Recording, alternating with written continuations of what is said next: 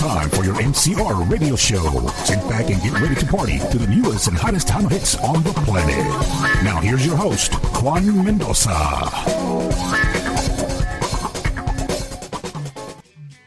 All right. Welcome to the MCR radio show. I'm your host, Juan Mendoza. On behalf of Lila Lisa Promotions and myself, we want to welcome you to a brand new episode. And of course, we're doing a very special interview for the second time today.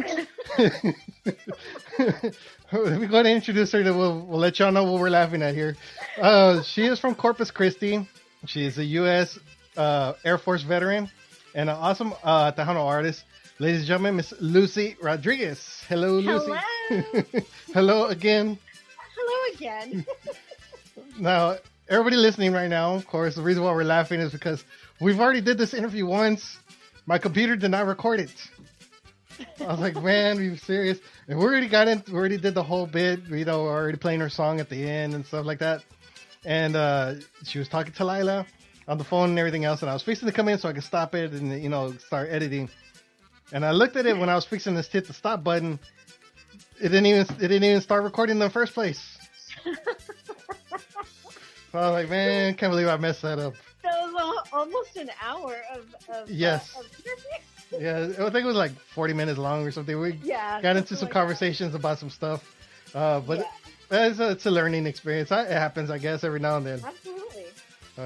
But since this is a new part and nobody's heard anything of that, how's everything going? Good. It's going great. How are you guys doing? We're like exaggerating the whole conversation again because we've already been through this.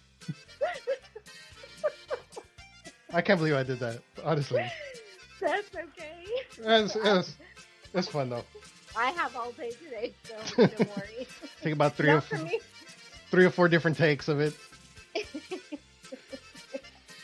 But anyways, how's everything been going? Been going well. Got a lot of projects on the front burner. So we're working on those, including the new CD I'm working on, and this congestion better go away by next week. Otherwise, my producer's not going to be happy with me when I go in to record. You take a lot of Dayquil and NyQuil. I am, and a lot of Sudafed, and I think I'm going to have to hit the Mucinex next because I can barely hear now, and that's going to be tough. There you go. A couple years ago, you had a pretty good CD. You know, it got a lot of hits and a lot of likes. Called "Si Mañana," which did very well on, of course, on our countdowns as well. Lots of great singles that you had on there as well. How did everybody take it? It went surprisingly well because I wasn't expecting anything out of it. I was expecting maybe to get, maybe a couple of good songs. I won't call them hits because to call a song a hit is, that's got to be, there's a lot that goes on into that, and you can't just call a song a hit and get away with it. But this was, there's a couple of songs for sure that did really, really well, especially in radio airplay, both internet and terrestrial. And it was fun. I mean, it was a fun time to promote a lot of the new songs that were coming out, and to compete with a lot of the, I say compete, but I mean like to be up there on the same level as a lot of the old established artists that were coming out with new music at the time, and it was a learning experience as well. Well, it's a friendly competition. It's not like it is. I mean, some people cutthroat, like we were talking about before. Yeah. It's a cutthroat thing. yeah. But it's friendly competition along with anything else. It is. And a lot of people say, well, how can you compete with someone else? Well, you kind of you're kind of thrown into competitions. It's not something you want to do. You want to be, they're your colleagues, they're your cohorts. But it's just like all these like the Grammys and things like that. That's a competition. But it's not on purpose. I promise you, we don't like hate each other or at each other's throats or anything like that. We actually collaborate with each other. So. Yeah, not like an episode of Empire, where they Yeah. try and go after another record label or something. Exactly. There you go. But it did very well. It's a great CD or album, however you want to call it. And we were saying before, you were one of the first female artists in quite a while that actually did it in a vinyl form. Yes. Yes.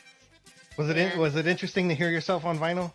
It was, because of the crackles and things that that you can hear on the we had to go out and buy a record player, and when we put it on, you can still hear a little bit of the crackles and things, and it's like, oh, really? Wow, that's so cool. Because I'd rather hear those crackles, but it does sound different. It definitely it has a totally different sound than a CD or even a digital. It's just, I don't know how to describe it. It's not clearer. It's not more rich. It's just, I don't know how to describe it, but it's very, very awesome to have something that, tangible that you can hang on to and go, oh, this is mine. This is what I did. This is what I made. This is what I spent time, money, blood, sweat, tears on. So yeah, it was really cool. Do you have a different appreciation for it because it's in that form and it's rare that anybody else has it like that? I do because it's more along the lines of, hey, look, I because of the collectors, there's a lot of collectors that actually contact me and want one, and so it's very I don't know. It's just being on a little bit of a different level, I suppose, than just CD, or not even. There's a lot of artists that don't invest in doing or producing CDs out of their production, and it's like, why spend all that money and not? You really need to. I mean, I realize that they don't get sold a lot, but it's still nice to have them and give them away and things like that, which is what I've done a lot. Mm-hmm. Even at Fanfare, I just gave them away because it's just better to see the reaction on people when you give them, say, the older people, we gave them vinyl because you could tell and they were really appreciative, and the look on their faces is awesome. Do you still have them in the vinyl form? I do. Okay. I do, and we have the master also, so we can always order more and get restocked and stuff. Nice. Is this something you're going to be doing from here on out with any album that you come out in the future? Yes, that is correct. We plan on doing that for every album from here on out. First one to until I die. Put them in cassette form and 8-track. Yes. That'd be rare, but it'd be like, where the heck can you play this thing out now? Exactly. Not even in the car anymore. No. Did you get some kind of adapter? I don't even know how you would even use that nowadays. Those old Kenwood stereo things. There you go. Delcos. Right, Circuit City. Yeah. Delcos.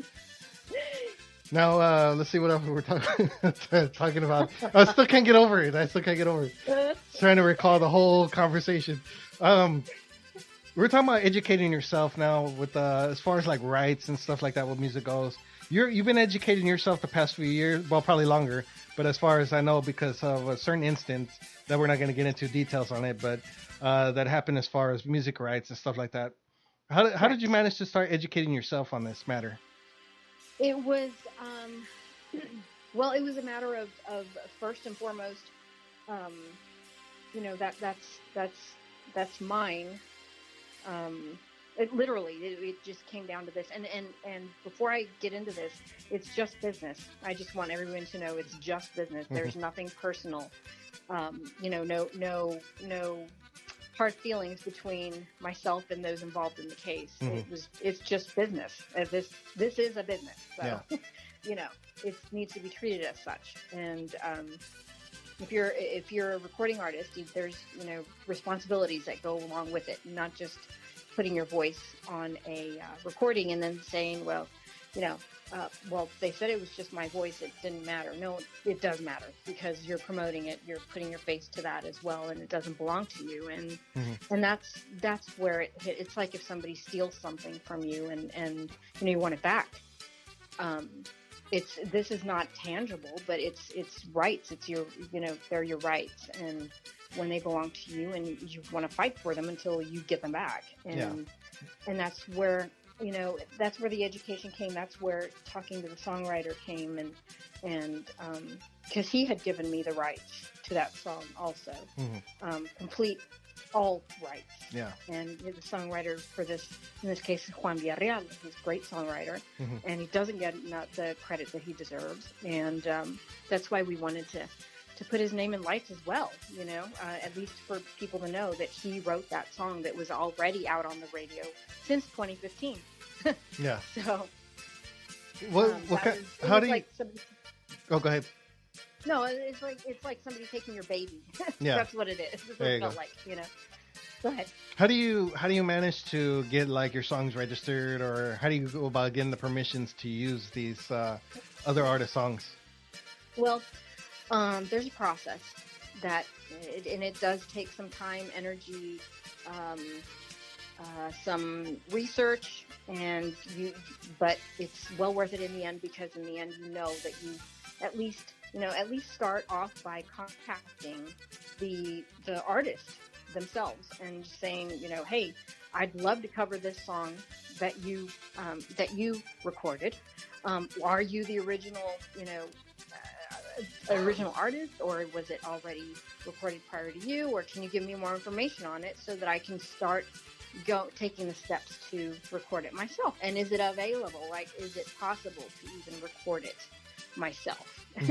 So, and there's a fees also that go into getting licenses for the publishing company, and also for to know where the royalties are going to go to. But you do have to pay fees, like licensing fees and stuff, and it's usually on the order of about $5,000 for a cover. Wow. And that just ensures, and that's just. You also have to pay for how many anticipated sales you think you're going to make out of that song, digital or mechanical, actual CDs. So that's another license. And then if you produce a video for that song, that's another license. That's a synchronization license.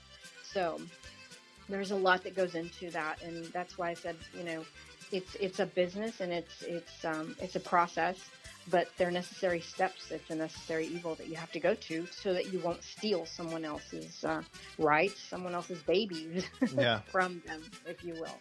So, I had a curious question. I've been because I know they've been changing a lot of things as far as the getting permission from the songwriters and stuff like that.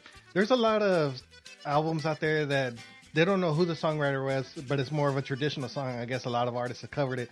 And usually when you look at the parentheses, they say DAR. I guess they don't know who the songwriter is. Right. And now they stopped that. How do you go about finding out who exactly that songwriter is if you don't know who it is? There are databases that you will find out. There are ways, and there are certain databases that some charge a fee, some don't. But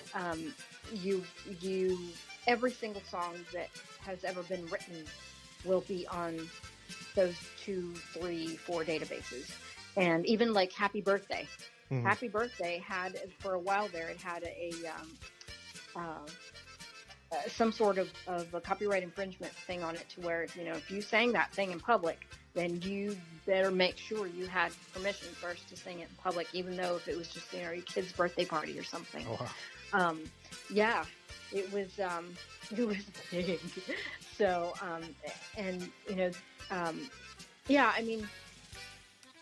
there are ways to find out who wrote it. And if you absolutely don't know, then that's also, you have to have everything in the whole paper trail ready to show a judge, to say, federal judge, to say, I went through all these links and I could not find who really wrote it or who owned it.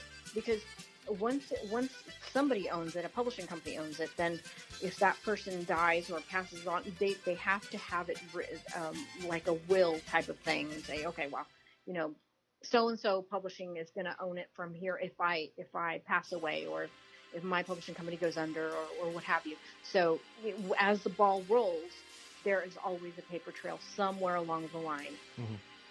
So Have you ran into that instance yet where you recorded a song and didn't know who the songwriter was? No, not yet. I don't think so. We ran into an issue with a publisher. Actually, I take that back. No, we did. With one of the songs, yes.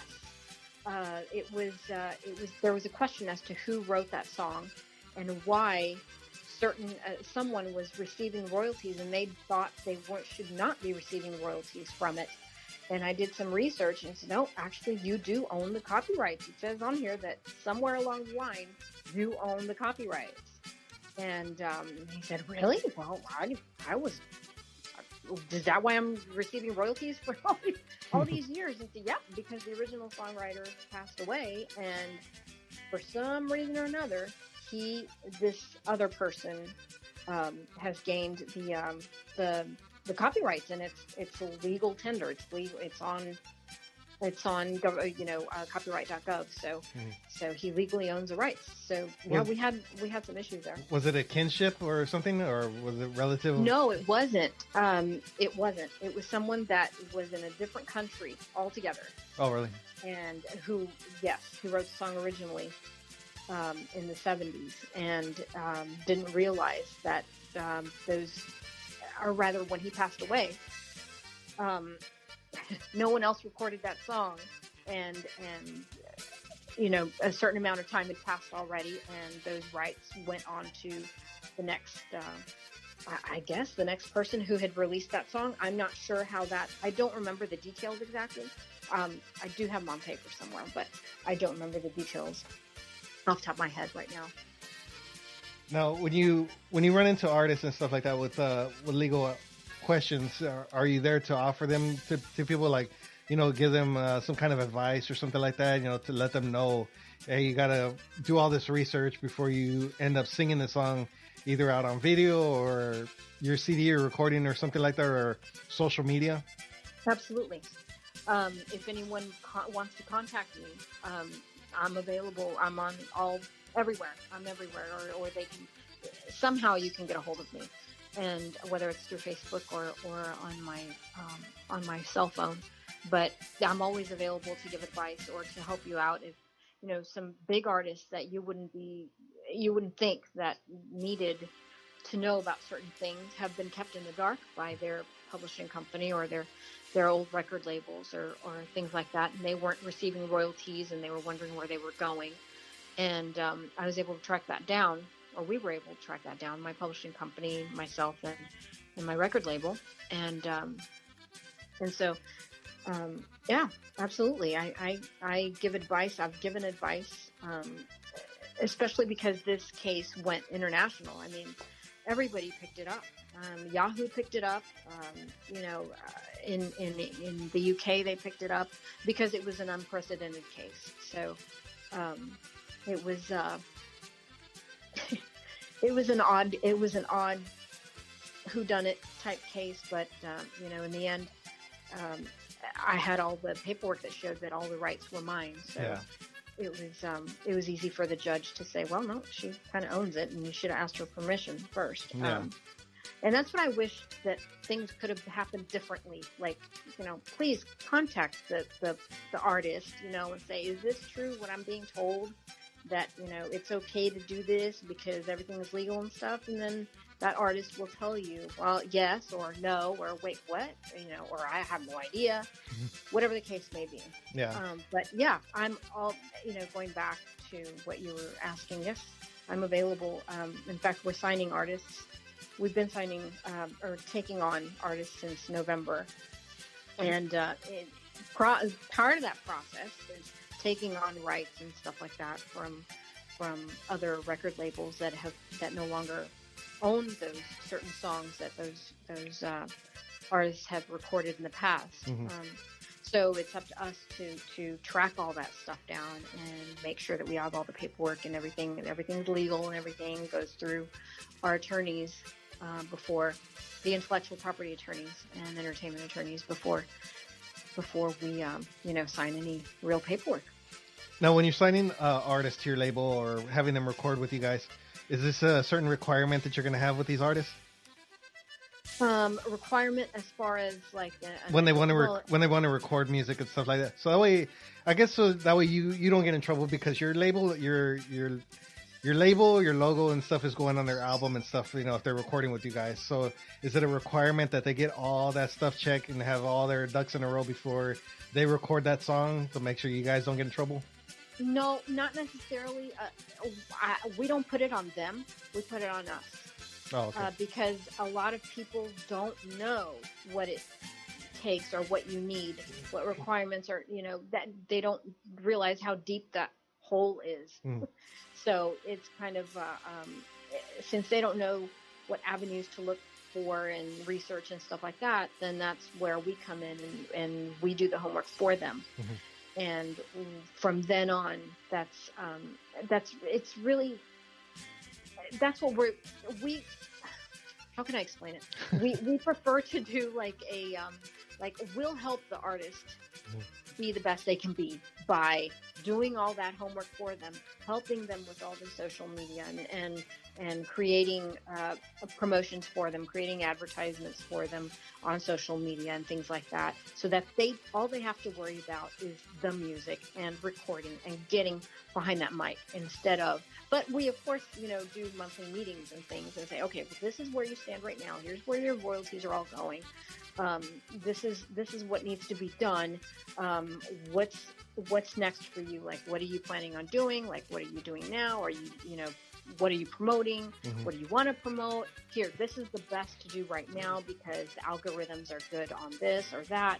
Because we kind of have back doors to where we can see statistics and things like that, avenues on what works best and what does not work best right now. And we have, people at Google, we have people at YouTube that we work closely with that help us out in that sense. So we get artists their official channels and things like that. Yeah. So that's where we come in. So I guess what I was saying was, say if you have an artist, coming to you and they want to record music and stuff, they want to pick a song like, Tragos Amargos, which we've heard billions of times already. Okay. Last Call for Alcohol. They want to record that.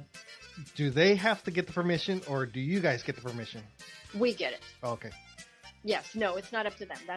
That's where we come in. We take care of all that behind the scenes stuff, but we present it to them also. Like we tell them, this is what needs to be done if you really want to record this song. And here's what we've done so far. Here's what you need still. Here's what we're going to do. And once we've got the whole package together, we educate them so that they'll know also, instead of them looking, like complete nothing, in front of whoever asks them, who wrote that song? Well, I don't know. No, you need to know in an interview who wrote that song originally. Yeah. And stuff like that. So no, yes, we do all that, but we keep them in the complete loop because they need to know as well. Because it's their business, it's their name behind that song, it's their logos, their voice, and they need to be educated on all that as well. They need to know what's going on. Now, a lot of people doing this on social media when, I guess you could say like DJs, they start playing music and stuff like that. Does it fall back on them for that, or is it very important that they put on the bottom, you see a lot of DJs that come out there and say, we own no rights to the music and stuff like that. Or how does that work? Here's a huge thing that we have kept quiet about, but every time I see it, I cringe. That does nothing for rights. The original artist, those are just words. The original artist can still come after you. Facebook can still shut you down, even though you say, I do not own the rights to the song. You just have to make sure that you have for instance, DJs in this case, that they have the rights to play those songs. Like they are registered with ASCAP or they're registered with BMI or whoever the recording agency, the PRO is for them. And for like the Nielsen ratings and things like, see Nielsen SoundScan and things like that. Yeah. So Once all that is done, then there's no need to do anything else. As long as Facebook, for instance, knows that you are a professional entity and you are registered, you're an LLC or a registered business rather. Yeah. And you report to who you need to report to, then you're good to go. Yeah. That's pretty cool. I didn't even know that. I've seen a lot of people when they go on live and, they're playing music and stuff like that. They always put it on the bottom. And I'm guilty because I've done it a couple times because I didn't know. I just thought it was, something required by Facebook. They say we own no rights to it because we don't own no rights to anything. We're just playing. We're just playing music for entertainment. Just put it out there. Okay. That's okay to a certain extent. But like if Facebook decides to go down on a lot of people, then it'll have to, all the paperwork will have to come out. But I mean, I don't know right now as far as DJs are concerned, like what exactly is required other than the registered PRO. But I'll have to, actually that's a good question for me to contact or to ask my partner in crime, Eduardo Gomez. Yeah. So he'll be listening in, I'm sure, so he'll have something to say. Well, I know with the revolution of internet radio and stuff like that, the past 20 years, I guess it is now. Things are getting a lot more stricter now, and things are changing for internet radio because eventually, we're taking over FM and AM. Is absolutely. It's, I guess, somewhat of a decline. Not unless you're in your car, but or unless you got a radio laying around the house or something, but. Everybody's on their phones listening to internet radio or listening to your shows and stuff like that. So, I guess a lot of rules are going to be changing for as far as internet radio goes. Right. Yes. And see, when you asked that just a second ago, for instance, you guys are registered. Like I get royalties from when you guys play certain songs, and I get the report from when you guys have a certain songs on rotation, for instance, Demasiado Amor.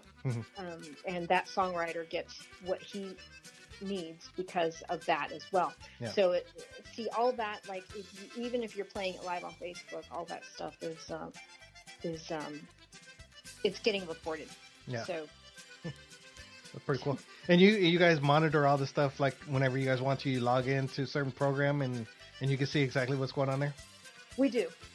We have a lot of different avenues that we have to keep track of because we have to make sure that everyone gets what they need, whether it's credit, royalties, just songwriters to know how many, like for quarterly reports with the songwriters or publishing companies or whomever, of whether it be from myself or from other artists that are signed to us, then we need to know who's getting what and if everything is being reported, so we know where it's being played, whether internet or terrestrial radio. And we get those reports. We can log on at any time and look at all those different reports, or we can and it's not through a distributor. It's totally different avenues that we have access to. Yeah. That we make sure that we that a lot of people, I guess, a lot of artists don't know about, and that's something that needs to have more education. More people need to know about these things because a lot of people don't know where their music is being played, and they should know, so that way they'll know where to promote the stuff. Yeah. Now, is this information available like on your website or something where people can go in there and check if they need to, or if you guys put it out there to educate themselves? No, what we do is when artists come to us, we tailor things to whatever they need. If they need, depending on what they need, we kind of customize agreements or packages or what have you to their needs. If they are, because a lot of them, maybe they already know that what to do or where to check to see if their music is being played or not or whatever. But if they don't, then yes, I kind of like ask a lot of questions first, and then, or either myself or my the other people on my team, they'll ask questions on depending on what the artist needs to know or what they want to accomplish. Sorry, my congestion is getting talk now. Then we kind of catered it to customizing for that certain artist's needs, if you will. But no, we don't necessarily have all that information out there, because it's also, it's a business. So certain things you kind of have to keep under wraps until someone says, okay, well, I kind of need to know this, or help me out with the other, or what do I do, period. I just want to start out. I don't know what to do. Help me out. That's when I go, okay, here you go. Here's all the paperwork you need. And tell me from all that what you would want to get done. Like, what are your goals? Yeah. And that's how I do it. Now, being you own your own record company, what are you looking forward to in an artist coming to you? Do they send you demos, or do they come in and audition for you, or how does that work? Demos, or if they're already established, I already know who they are. Like a couple of them that we're in talks with right now that have been established. One in particular, since the 90s. But we, I mean, if it's somebody that has either a demo, or maybe not even a demo, but a full CD already done with a full production and everything, send it over to me. Because a lot of independent artists are looking for a label, and that's where we come in, and that's the goal that we're trying to reach, is to get new artists the promotion and the social media presence that they need. Yeah. At least that, because right now it's all about social media presence, and if you're not there, then nobody's gonna know who you are. Yeah. Do you have like a flyer or something like that where people can see, if you're looking for a record label or a place to record or something like that? Do you have anything out there that way they can see that? Well, we have a Facebook page, Emerald Records, and you can go on there and send me a message through there, or send our team a message from there, or just come to my own page, which is Lucy Rod Music on Facebook, and send me a message there, and just hit talk to a human. And otherwise, I won't really get the message, and my little professional robot there that I have will talk to you, and you'll think it's me, and it's not me. Oh, right. Because he's that good. Oh, okay.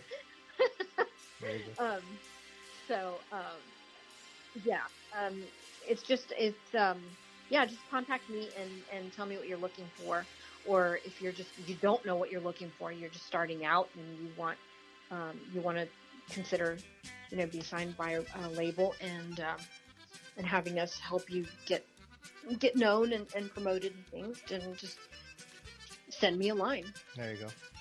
All right. Well, that was our educational part of the interview. Let's go ahead and get into to your music part of it. Your last CD that you have out, Si Mañana, you worked with Carlos Moreno on it as well. Is it gonna be working with you on your new album that you're working on? Somewhat, yes. Yes, a little bit. I'm going to be working with a couple of different, very, very, very, very, very, very well-known artists. Maybe Tejano, maybe they're not Tejano, maybe they're more international. I don't know. Can't give that away. But let's just say they're very, very close friends. And some of them I just got to know through contacting them and asking them who their songwriter was and stuff like that. So they were more than glad to work with me because of that first contact. And that's what I love about this, is that the education and stuff goes a long way. The communication goes a long way also. But so there's that, and then I've got a lot of big things, like I said earlier, uncharted territory for Tejano artists coming up, and I'm really excited about that. And I'm just hoping that it'll open more doors for other Tejano artists. And I'm hoping that business move will open doors for other Tejano artists. Sorry. Yeah. Now, I was gonna do this. I was trying not to say what I did before, but working on some visual. I am. I am. I'm going to be working on something audio visual. Audio visual. There you go. Audio visual. Yes. Think back to when you were in high school. Audio visual. that's going to be coming out here soon, and working closely with a couple of agencies that are going to help me with that project, and that's hopefully going to happen on the last day of this month, on the 29th of January, and going to last for a couple days, and then I will I think that'll be revealed hopefully a couple weeks after that, but there'll definitely be, teasers and countdowns and things like that, so people will definitely know what's going on. There you go. Now you let us know that we can have it on our platforms, as you call it, I guess, on our platforms as well, and we have it out there. Try not to get too many spoilers away. Good job. The unrecorded interview that we did earlier, I can't believe I'm still kicking myself in the ass for that one, but we talked about it, and I spilled it and everything else, and it really didn't mean anything now because it didn't get recorded, but I mean, I guess the way it came out, it was like, okay, I didn't know that was supposed to be said or not. Lila was like, I thought I told you. I was like, I don't know, I probably forgot or something like that. So, okay, but we got that out there. Got it out there, yeah. There you go. Got it out there, but didn't get it out there. Yeah, there you go. There you go. It was said, but nobody heard it. just us three and the falling tree. That was it. But, pretty much. Yeah. So what are you looking for new on this new project that you're working on, the album part, compared to the last one? Well, this one is going to be something that no one is really expecting at all. It's been a bit of a hair-pulling experience, and do you really want to go this route? Do you not want to go this route? And a couple people are saying, no, you need to go this route, and other people have been telling me to do certain things a certain way, and I hadn't. So, or I wasn't. No, it's not that I hadn't, obviously, but I had not. I wasn't sure if I really wanted to do that or not, but I decided to do it because it was the best course of action right now, as far as my career went and what people wanted to hear. And the consensus was, to keep moving forward with it. So that's exactly what this album is going to be. It's going to be something totally unexpected. The single that I already released was a little bit of a hint towards my goal, my CD goal. But that's all it is just a hint. You have to really read between the lines to know what this new album is going to be like, and what it's going to mean to me, and what it's going to mean to a lot of people that are really wanting or really have a thirst for the Congo. Let's put it that way. That should be a huge hint right there. And when are you expecting this project to be in full and ready for distribution? Well, the CD itself by September is our that's what we have in mind, September. So we're hoping to get that done, and we're hoping that the other little tiny projects, but at the same time they'll culminate to be a big project, will not get in the way. But if they do, please forgive me, and please know that it's just because I've got to get all this out of off my chest, and I've got to get it done, and it's all business moves that need to happen. So please don't hold it against me like people were holding. A lot of people, if artists have a certain date in mind, or they announce a date, people are like, wait, I thought you said you're going to release it. And it's like, well, yeah, that's the intention, but there's a lot of things that could go wrong. There's a lot of life happens, unfortunately, and business happens as well. So, we have to take account. Like, for instance, my voice now is, people probably can hear that I'm congested. And so I'm trying to get it out before next week. Otherwise, I'll be in the hole again and for recording, or I'll be in the whole period for recording, and that cannot happen. So I'm really trying to push it and get it out for me. Muse, next, do your thing. Just take some shots of tequila. You'll be good. Yeah, if my dad was alive, he'd tell me just that. Yep. I think I'm going to have to resort to that, actually. Now, do you have any gigs coming up or any? I do. I will be on the Domingo Live show in Corpus, or transmitting straight from Corpus on March 1st. So everybody tune into that. I'll be there with full band and everything.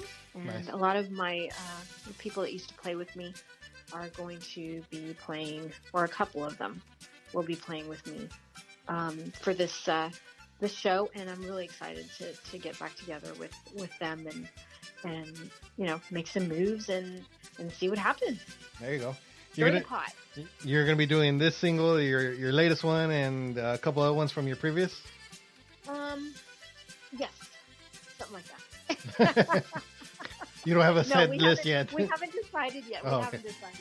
Yeah. So, and since it is a live show also, and it's on TV, like I was talking to you earlier about licensing and things, all that has to come into play also. We have to make sure all that is in place and made very transparent before the final decision is made on what songs are played. There you go. Well, when you get out there to Corpus, and just tell Rudy we say hi. We will. I sure will.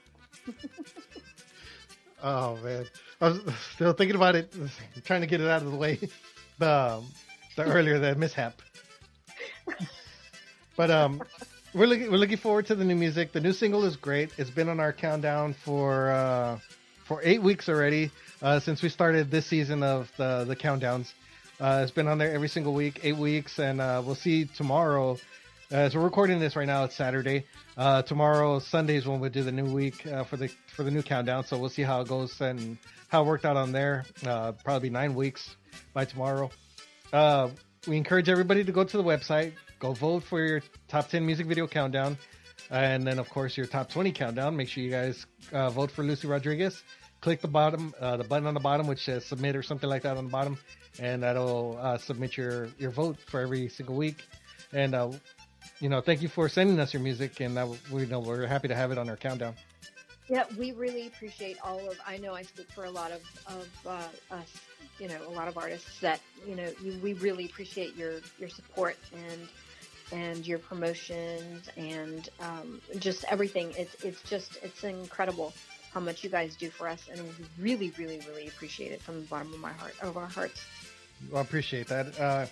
We work to do something different. We're trying to break down barriers, on our end, stuff that FM radio and AM is not doing that they should be doing, especially nowadays, knowing that we have all this technology around us. They should be breaking down the barriers, but a lot of people are stuck in their ways, so it's hard to get them to do that. But we're trying to break all these platforms and use them to our advantage. Yeah, it's tough to not be a creature of habit, but it's nice to have change, and it's nice to move forward. Yeah, especially now, we have a DJ in Mexico, in Monterrey. We're talking to Anthony from Eficaz earlier about it, and he's going down there to meet him because they're going to go perform down there in Mexico. And I look at our statistics charts and I'm like, well, we're getting played in the UK, we're getting played in Germany, we're getting played in China for some reason. I don't know if it's our troops out there listening to it, or just they picked up something down the line, But I'm like, wow, the UK is pretty big on it. Canada, it's, I don't know. I'm thinking more down the line. It's, like Germany, they love the polkas and stuff like that. I'm thinking, But in these other countries, I'm thinking, it's our troops. Hopefully they're listening in. If they are, salute goes to you guys. Especially from us, being veterans. Yes, absolutely. But I was like, wow, this is pretty cool. And you want to strive to make it better over there. And I'm like, we always got to give shout outs to the UK, and we got friends out there that listen. We know who they are. who listen out there in the UK. So we're like, okay, we'll give them some shout outs during our shows, but we're trying to break them barriers so we can get noticed and heard everywhere else instead of just in Texas, in California, in Mexico and stuff like that. We want to get heard everywhere. Yeah, we need to be worldwide already because, everything else, even countries worldwide. So, we need to get the kind of worldwide too. Yeah, we need to break that barrier. We do. Exactly. There you go. And we're working towards it. Now I think we said this in the last one. You are a U.S. veteran. You were in the Air Force. Yes. For how long? 6 years. 6 years. Mm-hmm. Now you said that ranged from 2000 to 2006. Yes. Nice. Mm-hmm. What was your job title? Enterprise network security, and so basically I made sure that things were patched on, and that nobody could hack into either the enterprise networks on base or the fighter jets. Mm-hmm. Make sure that, because if somebody hacked into that, then they could see the weapon systems and things like that, and I had to make sure that all that was patched. So I was stationed in Izmir, Turkey, Lakenheath, United Kingdom, Mildenhall, United Kingdom, Ramstein, Germany. Where else? Keesler Air Force Base in Mississippi. And I think there's another one I'm missing. Wow. Oh, Aviano, Italy. Oh, okay. Well, we want to thank you for your service. Oh, thank you as well. Thank you. Now, if somebody were to hack into that, could they use that against us? Oh, yes. Really? So you had that big job to prevent that from happening.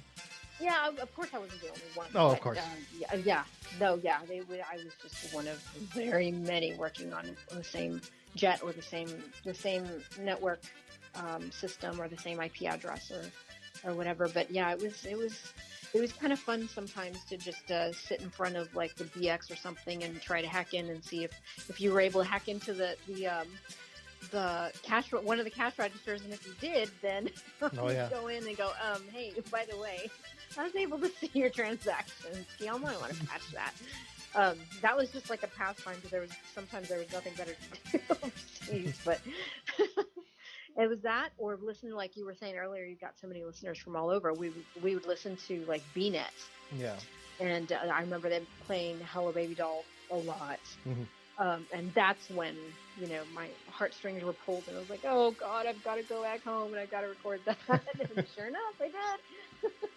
Now, were you already recording at that point when you were? Not during that time, no. Before then, yes. But while I was active duty, no. I was performing with the Blue Tops. Mm-hmm. Or Tops in Blue. Gosh, what is wrong with me? Speed congestion, sorry. Tops in Blue. But all over USAFE, so United States Air Forces in Europe, mainly headquarters in Ramstein. But no, not recording during that, no. Okay. No. Much to my father's dismay, I was not. but he wasn't too happy. But you've recorded music before your last CD came out. You were recording singles here and there. Yes, I recorded. I had a band called Grupo Genio. Back in I think we formed in 1995, maybe 95, 96. And 95. So we were in Houston mainly, and then I went off to the Air Force, and that stopped for a while. And then I said, okay, when I go back, I gotta do this again because I couldn't let go. But but before then, I was obviously performing, on my own and or with a band, but bands here and there. But, nothing major until Grupo Genio, and then we split up. So you've been around in the business quite a bit for a while. Yes. Okay. Yes, my father worked really closely with Freddie Records, Freddie Martinez, and since he actually started it, was actually my father was one of the people who told him, you need to start your own record label. Yeah. So he did, and he worked very closely with my father for many years. And that was a fun time, you know. But that's how I know, you know, Tony Guerrero and all that. Yeah. Because they knew me since I was, you know, however old, played at my quinceañera, you know, all that stuff. Yeah. Wow. And you know, I see all these memes like on TikTok. You know, I was the one that was saying, "No, Dad, I don't want accordion at my quince because all my friends. That's how embarrassing." And now I've got accordion at my band. Things change. Exactly. Things change.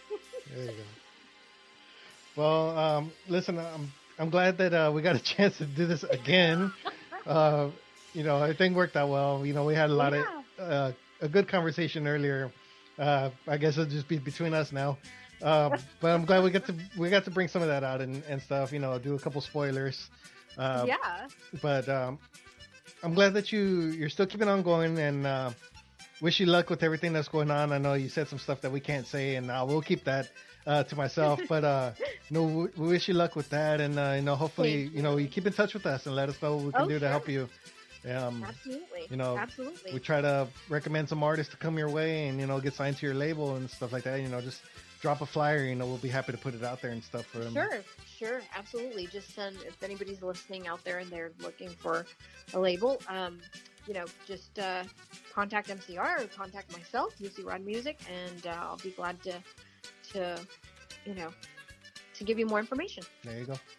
Well, I want to say congratulations, 8 weeks on our countdown. Así es el amor. Thank you. So everybody continue to vote. Big shout out going out to your band and everybody else in your company. You want to give some shout outs real quick and name them by name? Yes, mainly to Eduardo Gomez, the other half of Eddie Lou Music Publishing, and also the other half of Emerald Records. And also to Papo Banda, Lorenzo Papo Banda. Mm-hmm. Thanks for putting up with me, and good luck putting up with me next week, just as a precursor. Let's do Crispy Perales. I'll see y'all in March. Best Keys player. Mm-hmm. And, well, next to Johnny Rod, I shouldn't say best Keys player, but, and so shout out to Johnny Rod as well, if he's listening. And yeah, and you guys, you know, thank you so much for all of your support and everything you guys do for us. And we really, really, really appreciate it. Keep doing what you do.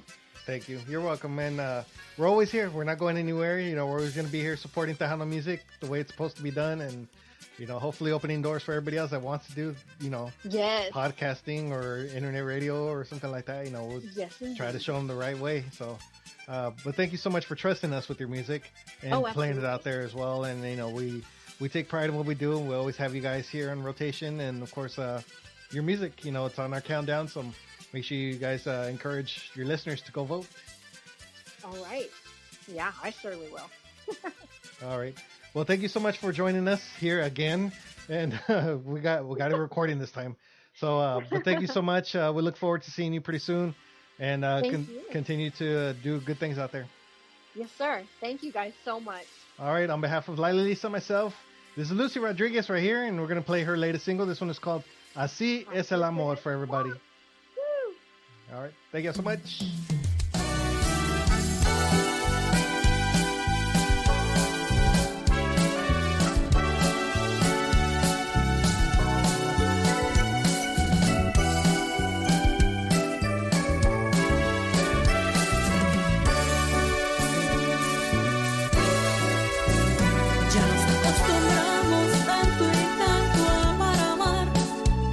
Que no le damos importancia a un beso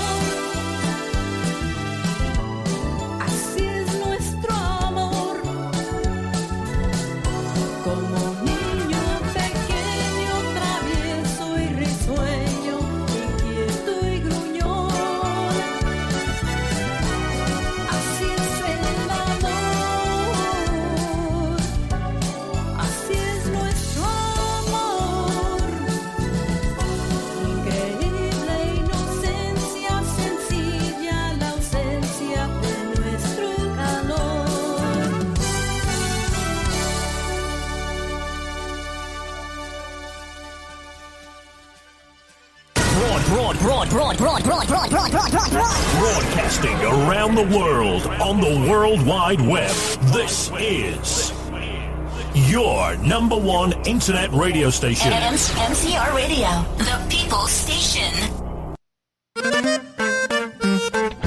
Lila Lisa Promotions is your number one source for getting your music heard on the air. For the last 7 years, Lila has been distributing artist music to over 50 affiliates across the United States and Mexico. So if any artist wants their music heard on AM, FM, or internet radio, send your MP3 files, bios, and photos to Lila Lisa at lilalisa@gmail.com. That's lilalisa@gmail.com. Lila Lisa Promotions, your number one source for getting your music heard on the air.